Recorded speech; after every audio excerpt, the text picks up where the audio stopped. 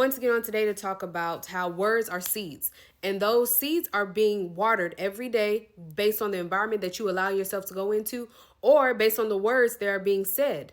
Those seeds are being watered every day, whether it's pouring into your confidence, whether it's pouring into defeat, whether it's pouring into your anxiety.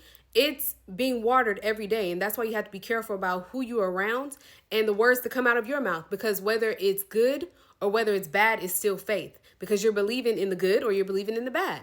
And we can, in God's word, it says, power of life and death is in the tongue, like I said, and those who love eat the fruit thereof, that you can see in Proverbs 18.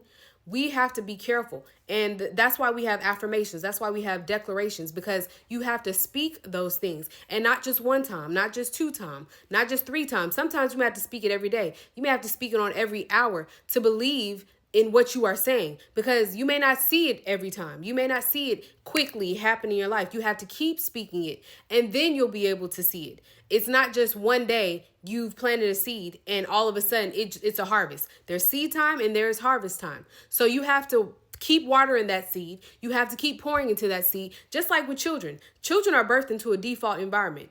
They don't know the difference between good words and bad words. But after a while, after they've lived for so often, they know that something is not right.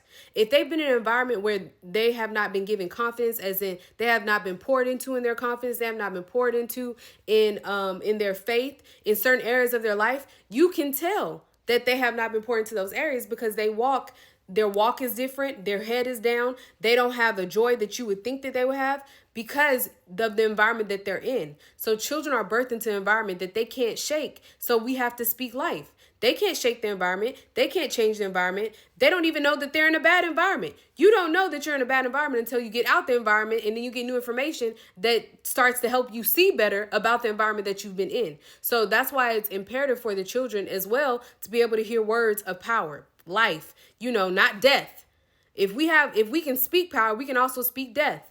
So I wanted to get on today to talk about how words are seeds that are being planted every day. So we have to be careful about how we speak to children. We have to be careful about how we speak to ourselves. We have to be careful about how we speak to those around us, because you are planting seeds in people too, whether you know it or not. I remember like years ago how somebody would always say, like, you just want to be in school. Are you ever going to get married? Those are seeds that are being planted. And just to think, if I wasn't strong enough to know who I was, I would have let somebody that is using manipulation basically for their agenda, witchcraft, would have shaped my world, and I wouldn't be where I am right now, because I would have thought, well, maybe I don't need to go to school. Maybe I've been doing too much.